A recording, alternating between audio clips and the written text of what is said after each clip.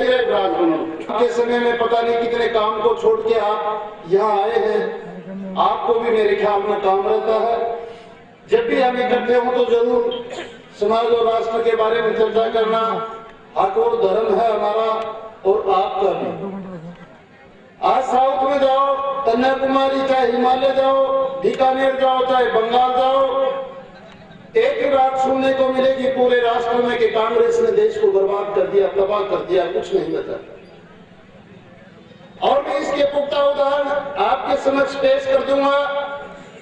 देखिए, आप इस बात को भली प्रकार जानते हैं कि राष्ट्र के अंदर बड़ी बड़ी डकैतियां हुई हैं, लेकिन सुन के अपने इस कान से उस कान में निकाल देते हैं, उसकी गुणवत्ता का पता नहीं।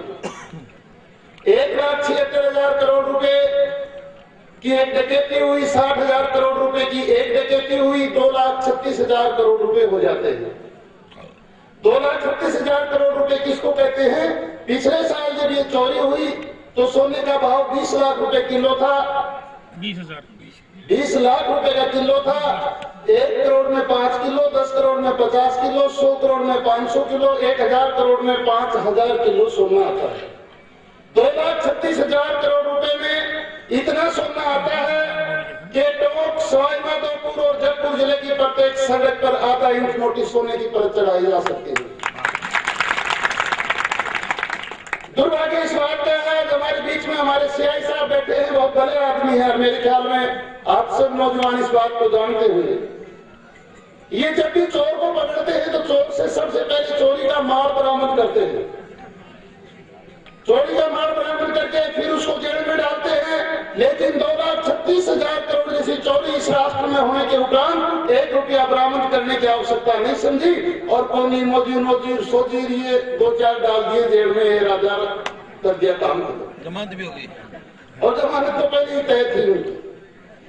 मेरी बात को गौर से सुने, राष्ट्र जिनके हाथ में है वो उनसे अगर पैसे वसूल करते तो ये पैसे पी चिदंबरम और सोनिया जी और मनमोहन सिंह जी के घर से ये पैसे निकलते, इस बात पर कुछ संदेह नहीं। उनकी खाने की सभी पेट्रोल से भी ज्यादा थी, तो इतने दिन में 100 करोड़ रुपए खा गए होंगे, 200 करोड़ रुपए खा गए होंगे, 300 खा गए होंगे, 1,000 करोड़ खा गए होंगे, तो 2,35,000 करोड़, 2,35,000 करोड़ रुपए वसूल किए जाते और वसूल करके भारत के कोष में डाले जाते, तो जो खाद का कट्टा 500 रुपए का था वो 100 रुपए का रह जाता।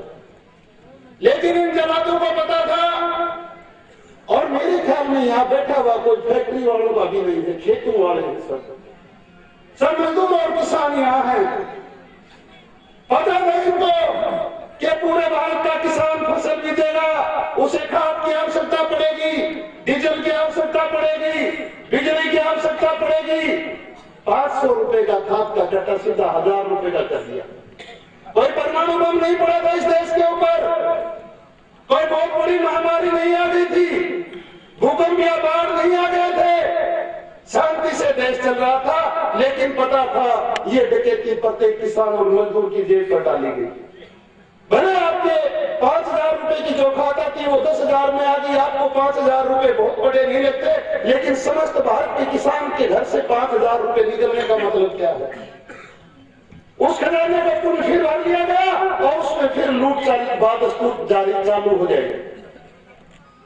ये डकैती आपकी जेब पर लगी है, आपके चूल्हे पर लगी है, और खाद, बिजली और पेट्रोल डीजल उनके हैं। वहां जब ये उनके भाव बढ़ाते हैं, जब किसान मजदूर से पूछते हैं क्या, और फिर एक नारा लेते हैं, जय जवान जय किसान, ऐसा लगता है जैसे गांधी से लेके यहाँ तक बेटी के बाप पूरे के पूरे किसान और नौजवान के लिए नौछावर हुए बैठे हैं।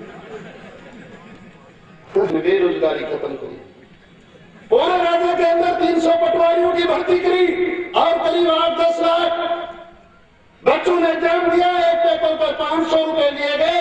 ये 500 रुपए इतने हो जाते हैं कि 300 पटवारियों को आजीवन तनख्वाह दी जा सकती है। ये बेरोजगार खत्म करने का तरीका है। लूट के सारे आयाम तोड़ दिए। मैं नहीं कह रहा हूं, हाई कोर्ट से पूछ ले, वो कह रहा है कि सदी में ऐसी निकम्मी सरकार हमने कभी दिखाई नहीं दी। इतिहास में सुप्रीम कोर्ट कह रहा है, मैं नहीं कह रहा हूं। और मुसलमान भाई मालपुरा में बहुत ज्यादा है, मुसलमानों के लिए कांग्रेस कहती थी, आपसे भी कह देना चाहता हूँ, आपको समझ लेना चाहिए, क्योंकि 5% आदमी भी नहीं है जिनके सर पर पगड़ी हो, बाकी बिना पगड़ी के हैं तो पढ़े लिखे भी हो, और पढ़े लिखे हो तो इस बात को भी आराम से सोच सकते हो। एक अबला वीरांगना अकेली और इतने शत्रु उस पर उंगली उठाते रहे और 5 वर्ष राज किया, और आज दूसरी सरकार है, वो एक कमी उसमें नहीं निकाल पाई, वो करोड़ों अरबों खागी, तो ये कौन मुझे जेल में पड़े भाई भेज देते ना तुम, अगर उसमें दाल खा दो। किसी के बारे में बेउद्दीर बकवासबाजी करना 1 मिनट का काम है, काम करने में वर्षों लगते हैं, ताकत लगती है। मैं उर्दू का नाम लूंगा तो रुक जा भाई, रुक जा, अरे मेरे पता है यार। देखो भाई ऐसा है, आप तो ये पर्ची मेरे को दे दोगे, अब मैं ये पर्ची किसको दूं? मेरा बाप गए लोग को दूं तो सुनेगा नहीं। लिखा कि मेरे माँ से जय नाजायज संबंध जवाहरलाल नेहरू जी के थे, ये बात सच्ची है। फिर उसके एक समुद्री हुई माननीय इंदिरा जी बाहर भूख के, और साथी घरेली का बेटे का बाप की कहां से पकड़ के लाई, कौन था कौन नहीं था, किसकी जाति धर्म क्या था, भगवान जाने वाले। पता है आजकल चर्चा चल रही है राहुल बाबा को भी विदेशी लड़कियों से प्यार हो रहा है, यानी साफ साफ बात है, इन्होंने वोट इस देश की बेटा बेटी विदेश के ही अच्छे लगे, इस देश का तो कोई अच्छा लगे नहीं मेरे ख्याल से। वोट दे दो 5 साल में एक बार और फिर राज करो, बेटा बेटी बाहर से लाओ। इनका हमारे देश में है क्या चीज? आज हमारे तहसील के पूरे मूंग गल गए, दाल गल गई, तिल गल गए, और यहाँ मुख्यमंत्री जी आए रहे पीपड़ू के अंदर, वहां 200 आदमी बैठे थे, कोई गया था वहां? सुनी बात?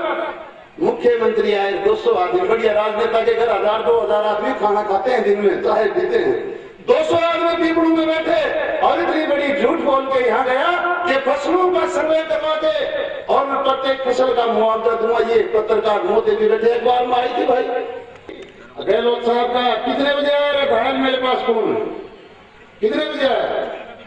11:49 पर मैंने आपको पानी दे दिया, आपको पानी दे दिया, तो फिर ये